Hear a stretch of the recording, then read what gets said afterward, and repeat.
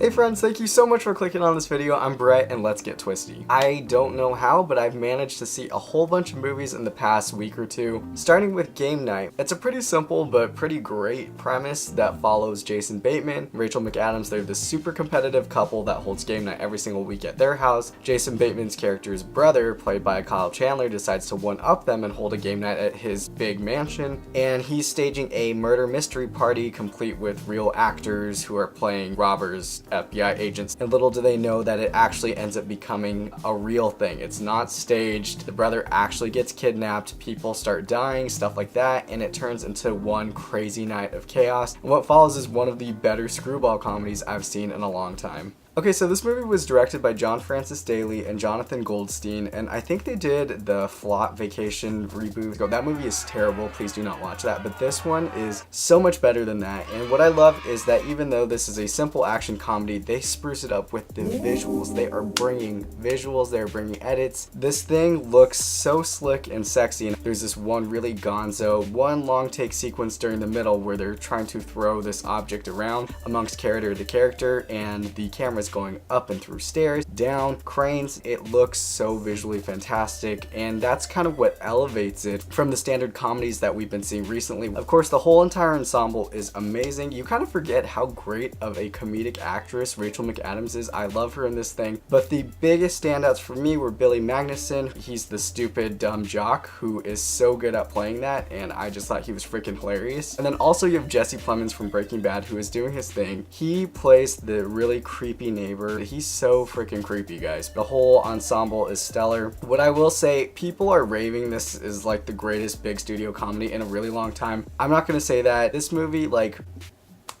okay, the dialogue is not super funny. So it's like one of those movies that's clever and you're laughing, you're like, ha ha ha, that's like funny, but you're not like busting out, gonna piss your pants laugh. What does work is the screwball and the very visual, like, slapsticky gags. They use violence in this movie very effectively, where the violence is super hilarious and shocking, but not mean-spirited, which I appreciated. I can't think of the last really big studio comedy that was so screwball-y and slapsticky. The film, it's an hour and 40 minutes long. The first act of it is very expository and on the nose, and I kind of wish that they almost started the movie just a little bit later. If they just started the movie with the game night actually beginning at Kyle Chandler's house, I feel like it would have been a better movie, because over the course of the whole movie, we get so much character development, which is nice, and we care about these people. And I feel like because we see through the actions who these people are and what they're doing and how they're reacting to this crazy scenario, we did not need all the exposition at the beginning. So had they cut out some of the exposition and spruced up the dialogue a little bit, it would have been a near perfect comedy. But I really enjoyed it. I think it's super fun. I think you guys will really like it. I'm gonna give it a 7 out of 10.